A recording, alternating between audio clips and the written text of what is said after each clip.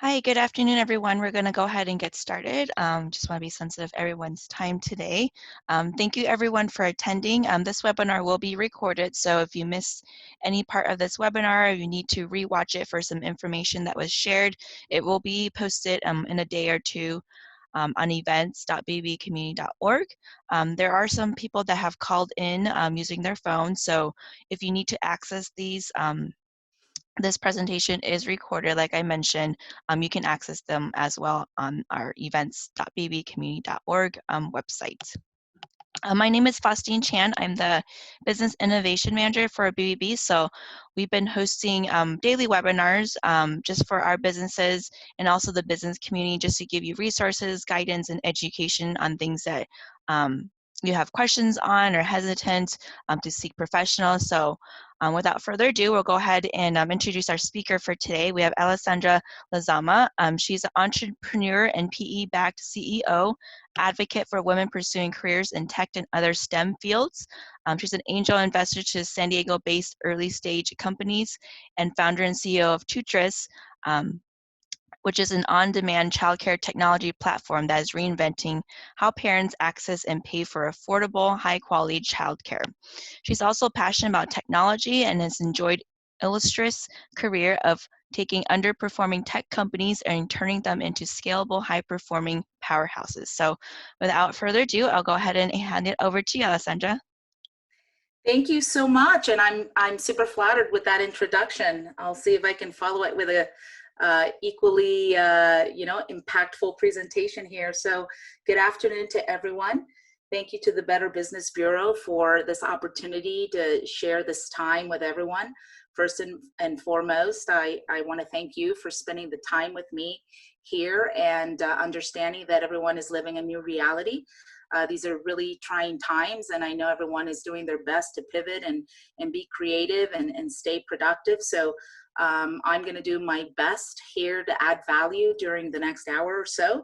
And I've always said that the most productive webinars are those that have an active Q&A session at the end. So don't be shy. There's only great questions, and the more questions that I'm able to address at the end of the session, I feel that is most productive to everyone that lends me their ear. So with that, thanks again for the invitation. I'm hoping to cover three main points during the presentation here today, and if I'm not doing a great job at that, certainly the Q&A session can help us do that. Childcare is an issue that a lot of folks don't understand how it impacts the day-to-day economic development of our region, the productivity of employers, and certainly the best outcome for working families.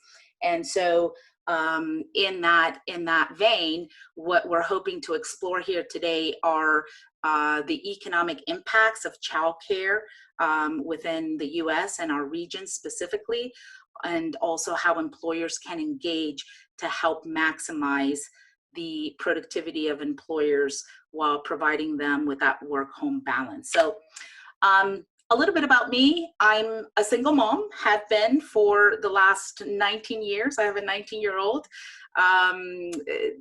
It has been trying times for me as a single mom to pursue a career in business, and I'm very lucky to be a resident of Southern California here in San Diego for 20 years and have led a number of different companies, always in technology. And I think that as an employer, I bring a unique perspective to the conversation of childcare in the business space, as well as a family member. So of relevance here, I feel that in my experience as a single mom, I could have not done it without childcare. I could have not pursued a career. I could have never escalated my ambitions coming up the ropes within corporate America and have achieved a level of C-level executive had I not had a very strong network of support through the childcare providers that I was able to lean on through my times, and especially when my child was young. So I'm hopeful that a lot of you can relate to that, and we'll kind of take it from there. So the basic premise is childcare is crucial to our region's economic health and vitality. And I think this is a surprise to anybody. It certainly contributes significantly to our economic activity because it creates jobs. Jobs create income. Families do better with better income, higher income. Children develop better. And certainly there's those tax dollars, right, that help us provide for our communities and all the programs that we all benefit from. Particularly as it relates to the labor force, childcare allows for better labor force participation, because it would seem common sense, but a lot of folks and employers don't always think through these things that, hey, if my workforce doesn't have appropriate childcare, well, then I don't have the same opportunity to work and develop professionally for all the same reasons. And we're going to be touching on some of those specifics here coming up in the presentation. And certainly, and most importantly, childcare and early education programs are a critical investment in our current and future workforce, especially highlighting future workforce. That is these little youngsters, these 0 to 5, especially children that have so much to develop. We are responsible to place them in the best possible situation so that they can reap the benefits of their academic development, and so they can develop into great contributors of our community and have great success as our future workforce. So let's take a little look at childcare, the childcare industry, and economic impact of this industry, just to put things in perspective. In California alone, 1.6 million children are in paid childcare. This by no means considers all those other children that are in family care, or friends or neighbors that I'm able to lean on and create a support network through. These are specifically those that are part of some formal program, either a center-based childcare and early education program, or a family care program, which are basically those in-home, wonderful small classroom programs that many stay-at-home moms and stay-at-home professionals launch within their home. 12.8 and change billion to the economic impact, and this is just California alone. So there's about a $48 billion impact nationwide. And of that, strictly employee compensations and sole proprietors make up for almost $3 billion of our state economy. So it's a significant industry and profession to be in that contributes, let alone the spillover, the $2 billion in spillover to other industries, greatly to our economy. From a jobs perspective and the impact of jobs within our economy, it's shy of 223,000, plus about 60,000 other in spillover to other directly and indirectly related industries. So as you can imagine, it's a pretty important profession, it's a pretty important industry to the economic development of our region. From an employed or an employer standpoint, 200,000 people that are employed in San Diego today have children ranging in ages 0 to 5.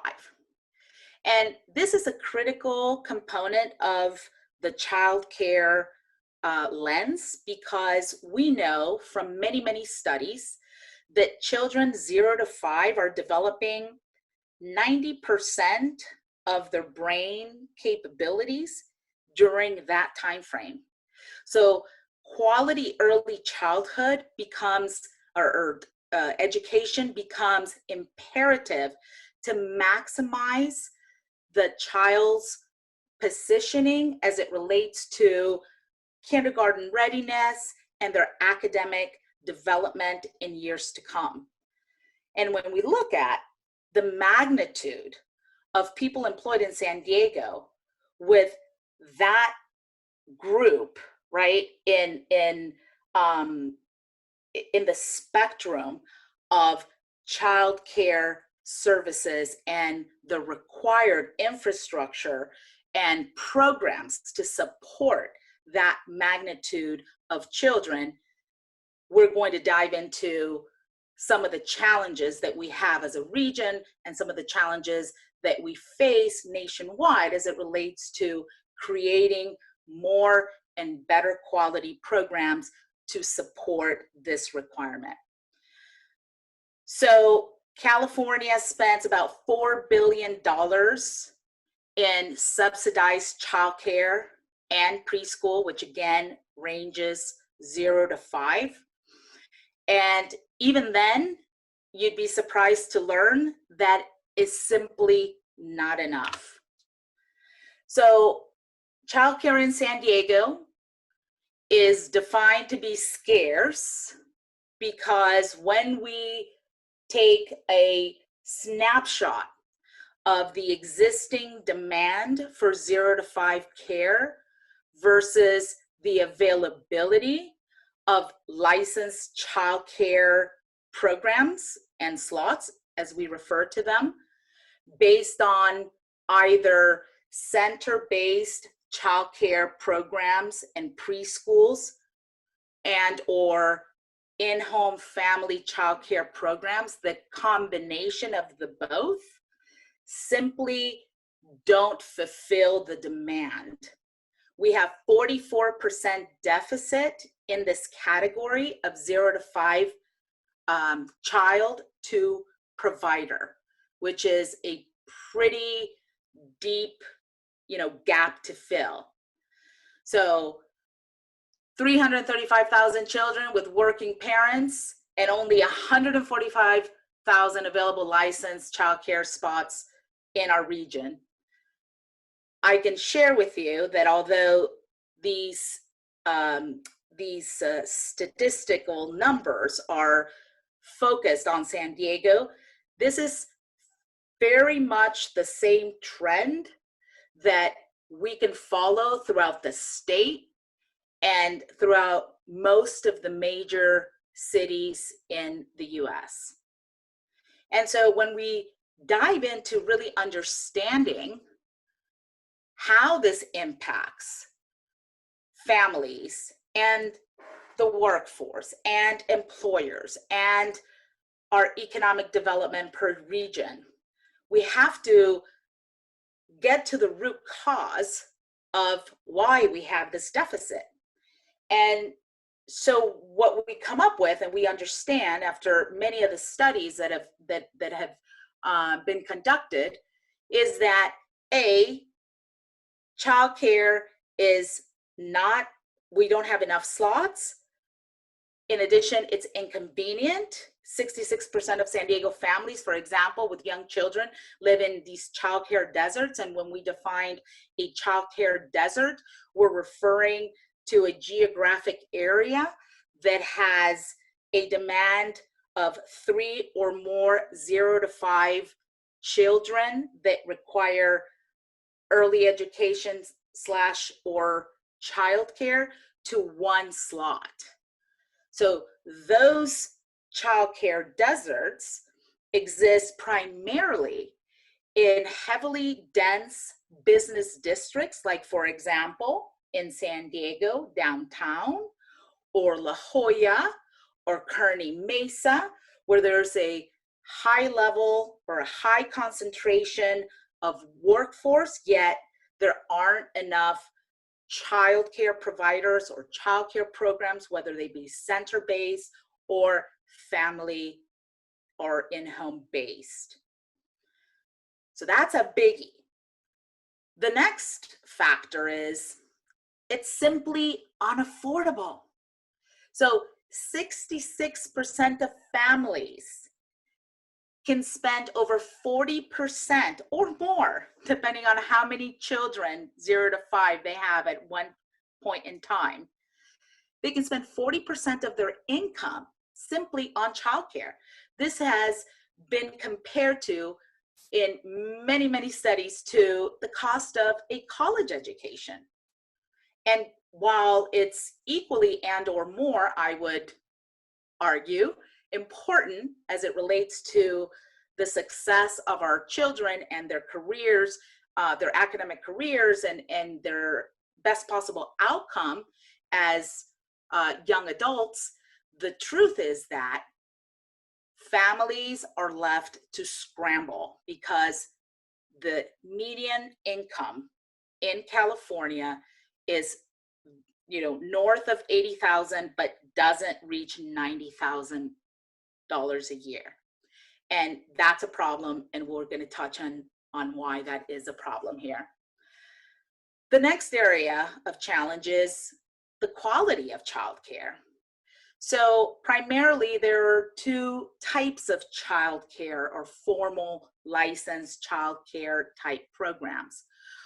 One is very much school structured, or like in a school structure, an infrastructure, a center base. Many of you will have seen or driven by or have had some experience with like a Bright Horizons or La Petite Academy or a Kinder Care or that type of facility, or an in-home childcare program, which is referred to as a family childcare program, FCC. Well, we don't have, as a region, nor do we have a standard that all licensed childcare providers follow to ensure that there is a curriculum based, whether it be learning through play and or Montessori based, or there's all these different early childhood philosophies, but a standardized program by which we measure the developmental milestones that every 0 to 5 child needs to meet at their very own unique pace, very unique to their capabilities and their pace of learning, however, formalized and standardized so that we can measure the quality of care. And so that poses a challenge to families when selecting a childcare provider to incorporate their children in XYZ program.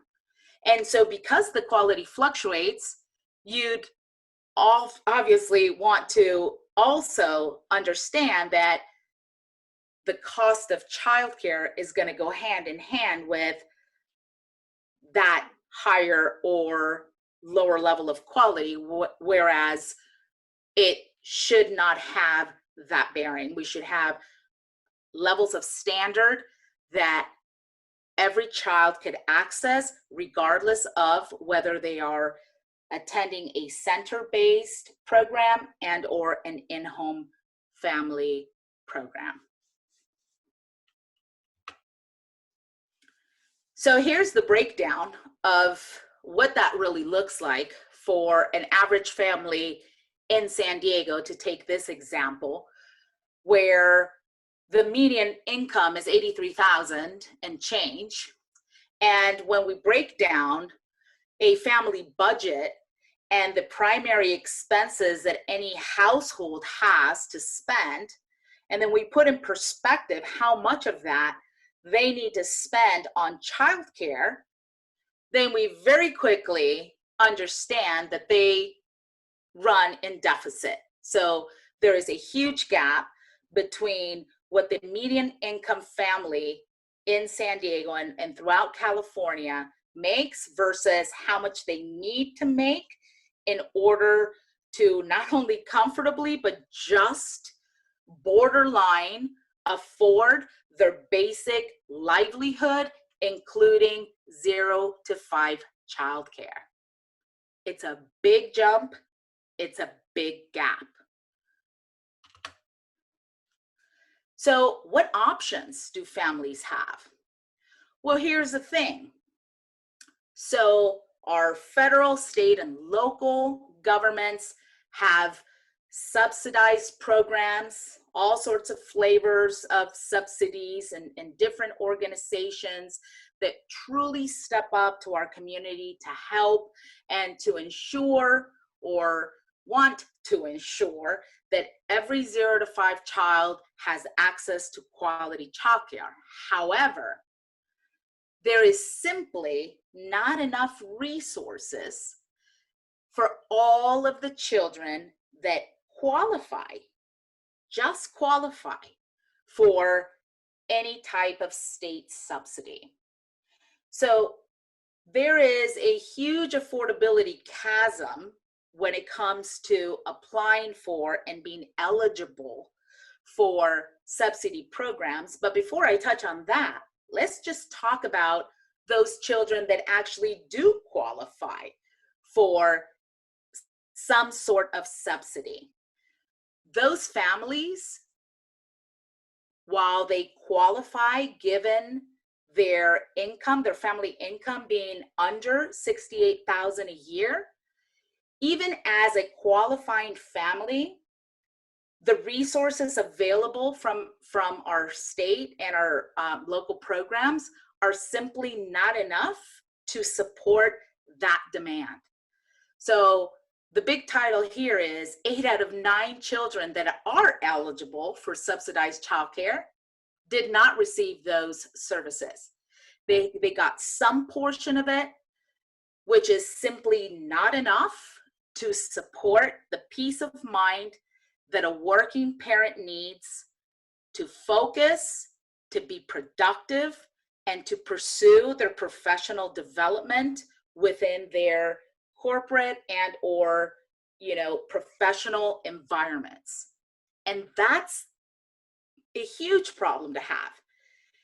If we layer on top of that the challenge of not having enough subsidy resources to support all those families that do qualify, layering on top of that families that are making anywhere north of 70,000 and up to about 107,000 in annual income simply do not qualify for any sort of subsidy. And that's how we, it's kind of like what comes first, the chicken or the egg. That's how we get back to more than 60% of families not being able to afford quality childcare.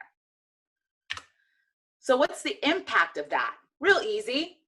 People start dropping out of the workforce because as an employer for the last 20 years, I can tell you, and having ran companies as small as 20 people and as big as over 500 people here in San Diego, I can tell you my number one cost, human resource cost, was in the replacement of highly productive, highly qualified, highly valued employees when they left the workforce to have either their first or second baby.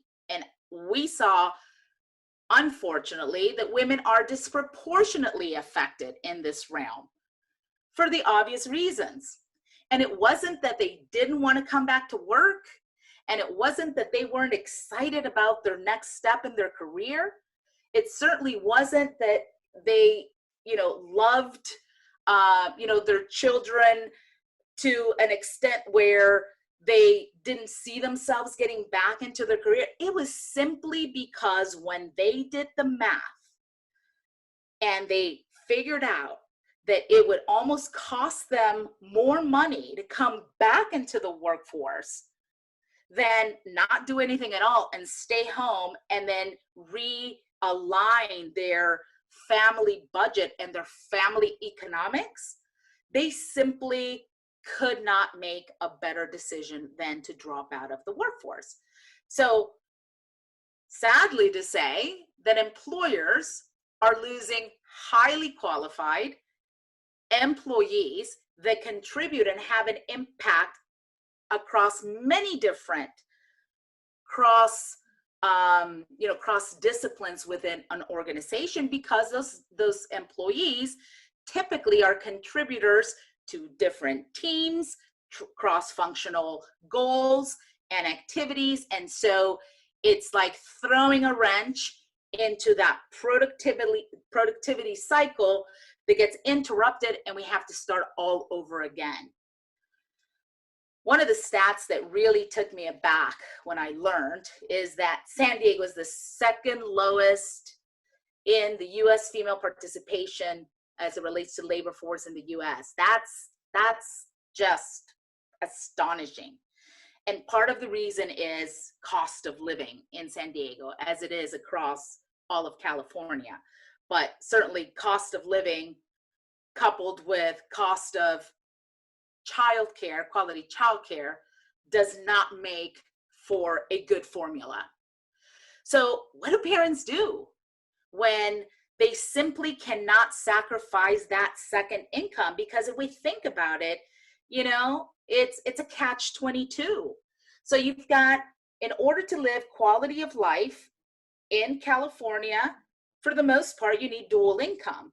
Well, when you start a family, how ironic is it that when you start a family, your expenses go way up, because here comes, you know, little baby Johnny and or little baby Mary, right? And so now I have increased expenses as a family, but yet because I cannot afford childcare, then one of the two parents typically drops out of the workforce to take care of the children. 8 out of 10 times it's women that opt to stay home. And so now their family income drops, and so their buying power is now less. And so now, instead of going out for, you know, lunch or dinner over the weekend, or, you know, buying shoes or going to the mall, or, you know, just, you know, spending a reasonable amount of money in their quality of life, now they're unable to do that, because dropping out of the workforce has impacted their family economics to a degree where they have to start cutting back and sacrificing and conceding to a new level of life, which brings on a whole nother level of challenges with the family dynamic. And I can go on and on in that regard. It's kind of like the snowball effect. I always talk about this big snowball effect. It impacts the economy, it impacts the employer, but more importantly, it impacts the family dynamic. And when it impacts the family dynamic, it ultimately seeps into our children, and they are the future workforce, and that nothing good comes from that. So what do parents do? They're settling for low quality care, which in turn is not good for children, and is not good if we're thinking about the most vital of investments in our future workforce, which should be our children and in their most early years. So let's discuss how this dynamic impacts employers. We know that 57 billion in annual lost earnings, productivity, and revenues is a direct issue tied to lack of childcare. We know that, we've got the studies. So $50 billion in annual lost earnings and productivity across the board. That's huge. And granted, not all employees are willing, or not all employees are making a conscious decision to drop out of the workforce, or not come into work, or be late for a meeting, or simply walking out of a training course or a training session because they have to go pick up little Billy. It's not a conscious decision or a willing decision by employees, yet employers are seeing billions of dollars go down the drain in lost productivities and revenues due to this very direct challenge. Further, when employers lose lose a valuable employee, it costs them up to 200% or more of the original employee's wage simply to find a recruiter, get a lineup of qualified candidates to vet and select a candidate, hire, train, ramp up, and wait until that newer employee reaches the levels of productivity which he or she may or she or he may not. And then I have to start all over again. So this 200% spend of employers is very relative, because depending on how valuable and how seasoned and the level of contribution to the organization that the lost employee had, this 200% can go up to 500%. And I know from personal experience and from seeing that and analyzing that and running all the KPIs in the companies that I've ran, that this is by far the single largest HR cost that any one of my organizations ever had. So raising awareness and educating employers and educating the C-suite at all different levels of employer groups is key, because this is not a topic that has been commonly commonly brought into the business communities and the business conversation until very recently. And it's because it has taken us decades to really understand the direct correlation between family peace of mind, quality childcare, and how that impacts our workforce, that in turn impacts the outcome of employers. I've always said that extraordinary companies, those that succeed, that have the most recognition, are those that dedicate a great deal of time to understanding their workforce and creating the best culture so that employees can thrive personally, professionally, financially, but they can always have a goal-setting mentality and program that as employers we're willing to create and structure for them so that they are thriving consistently and growing.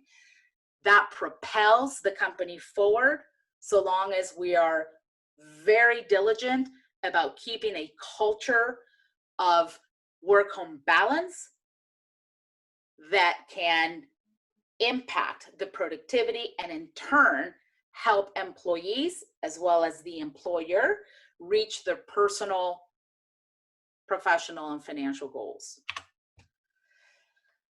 So that's what brings me to work-home balance.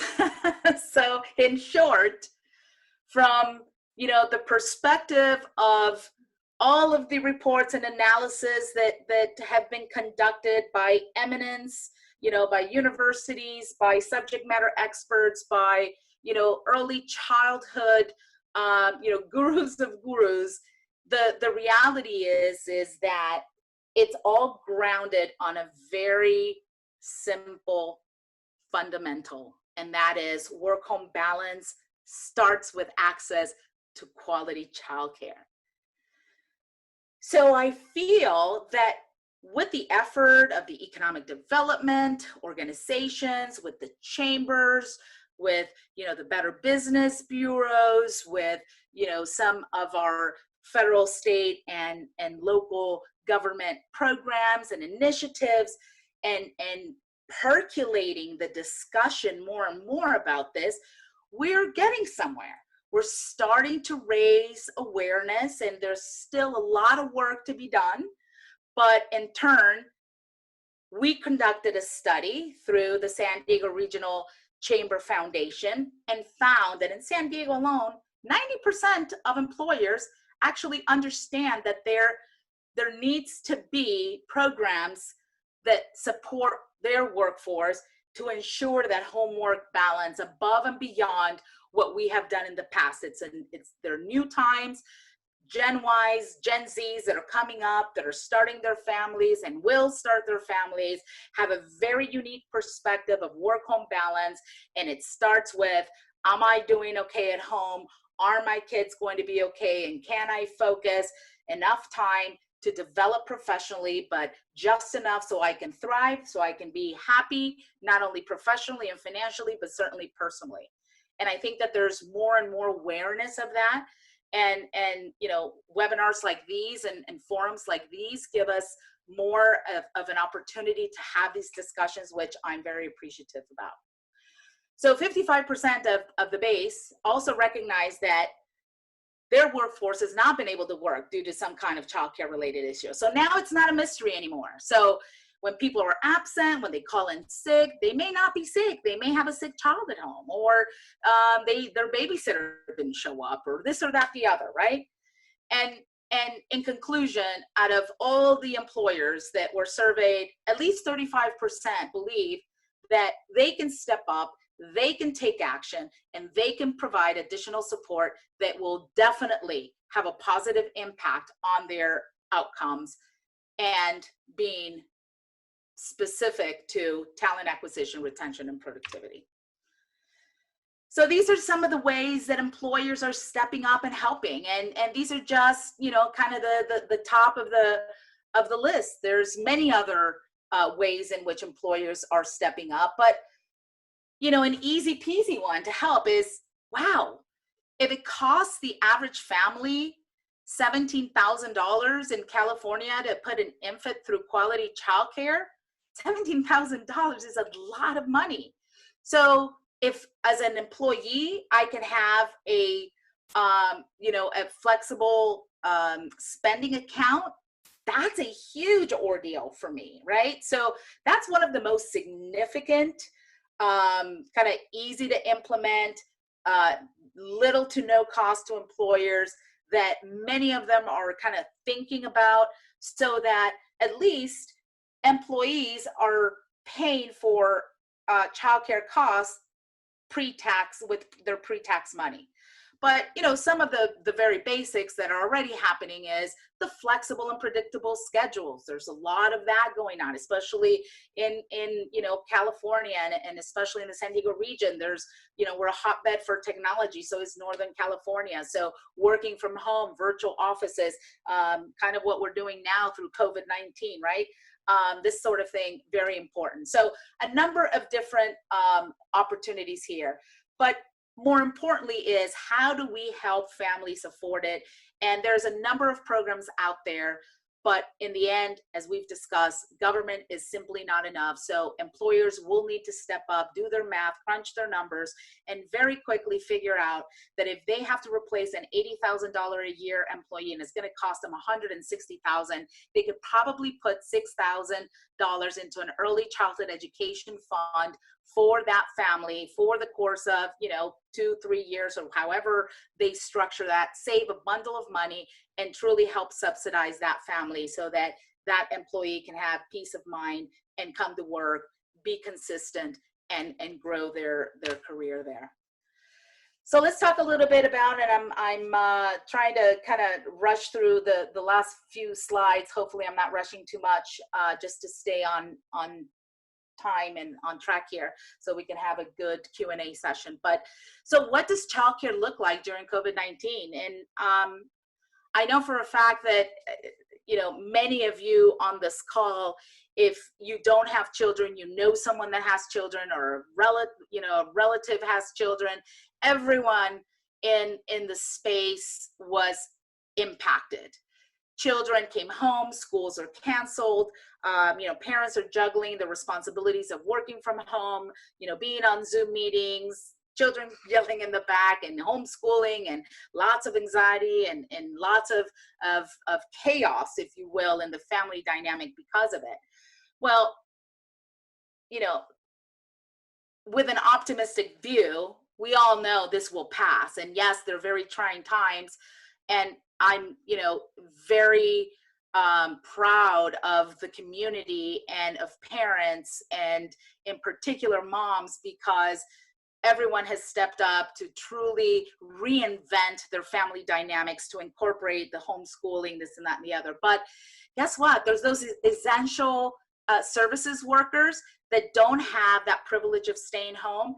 And so the virtue of the child care services structure is that although many of the schools closed and many of the center-based child care programs closed, this incredible network of family child care providers, which are the in-home programs, they stepped up, they've remained open, and they're servicing with all due priority the essential services folks that are out there being the heroes of every day, going out to work, the nurses, the doctors, you know, the telecommunications, the you know, service providers like plumbers, you know, electricity, all of those essential services are a priority, as are the child care providers in and of themselves.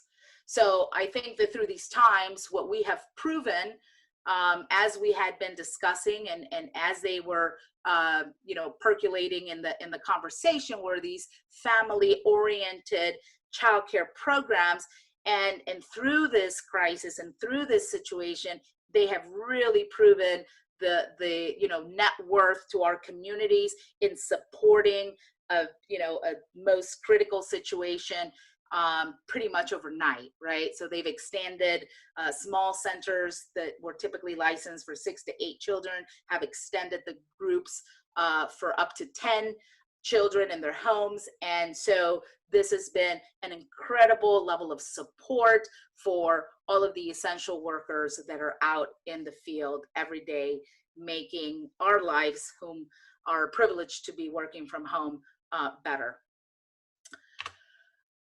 So what is getting back to business and kickstarting our economy is going to look like after COVID-19? Like I said, we will get past this.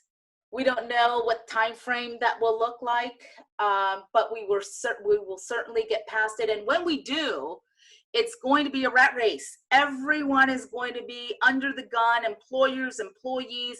Everyone is going to be under a tremendous amount of pressure to ramp up and to get back to those levels of productivity and to catch up on all the opportunities lost during this crisis. And the reality is that although we are all talking about, you know, air quotes, getting back to normal, the truth is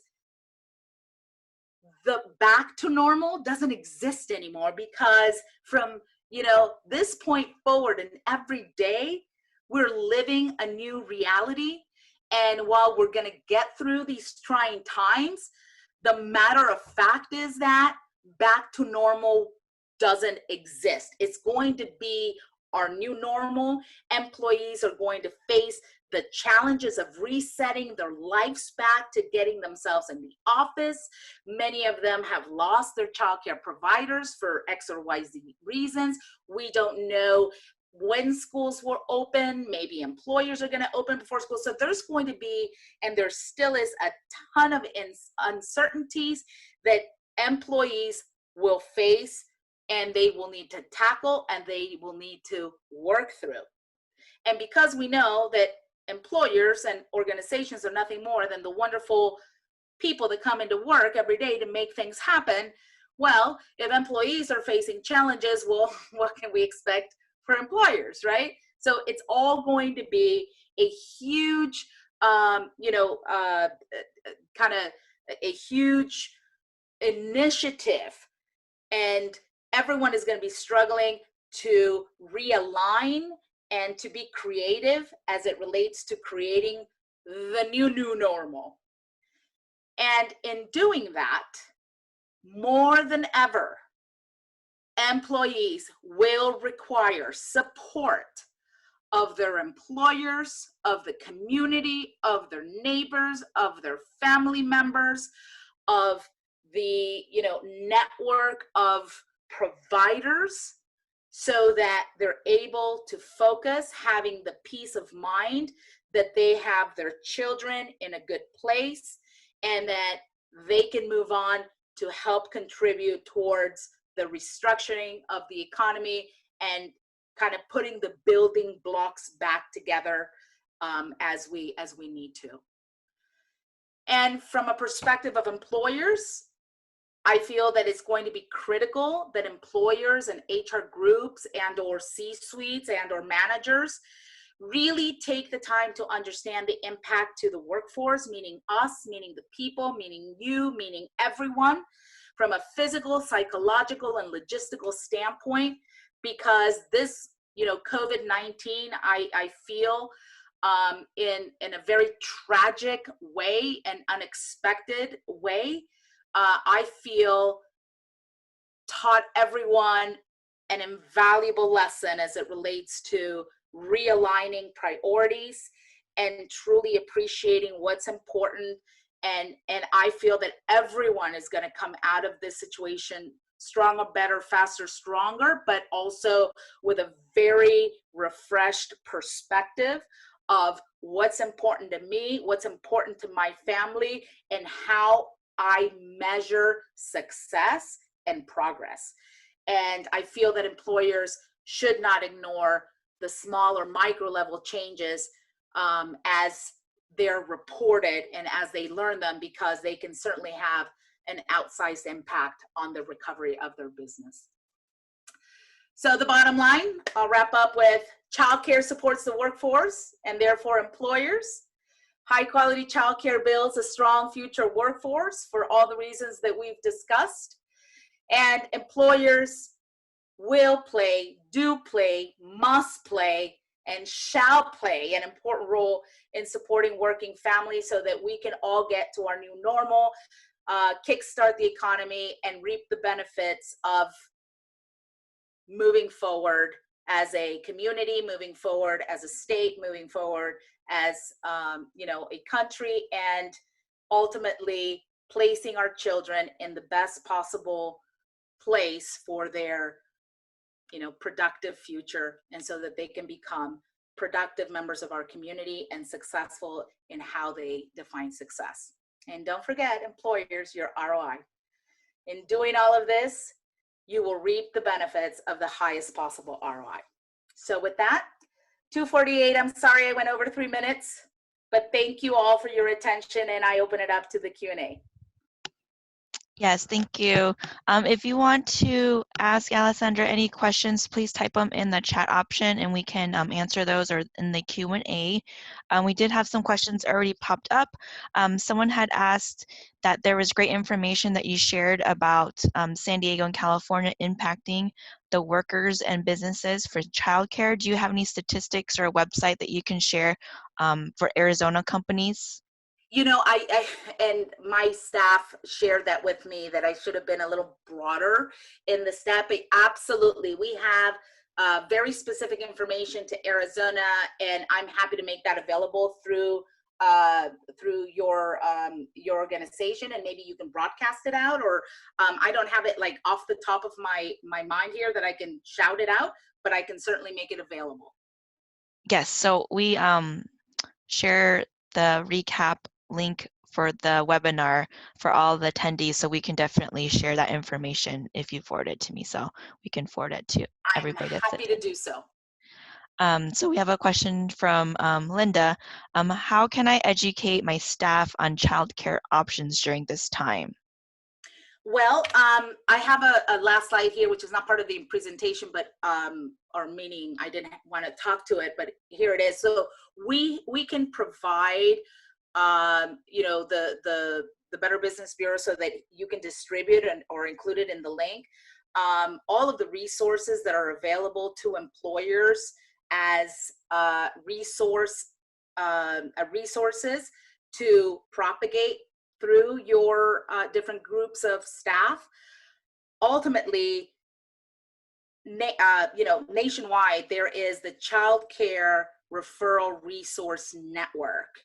And so every city has their childcare resource and referral office. In San Diego, it happens to be the YMCA. You can always call them and they can help guide you, but there's also different organizations that provide all sorts of different support. TOOTRIS, one of the core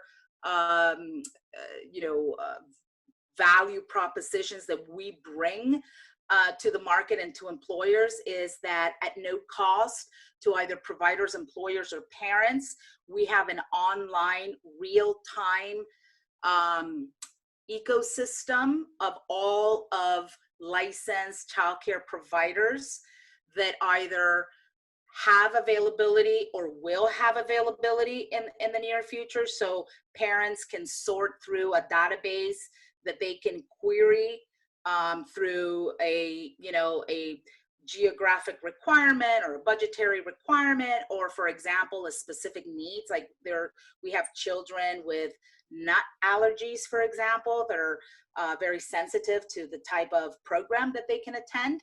So be obviously free to share TOOTRIS.com as a resource at no cost, but there's a list of resources. This is embedded in the presentation, and I can provide more. But know that no matter where you live, no matter what city, there is a childcare resource and referral office that can provide you with information. Great. So our next question comes from Mary. I'm a small business owner and only have 3 employees. Is there a magic formula return on investment for businesses that are considering adding support for childcare? Well, and that's a great concept and thought to have.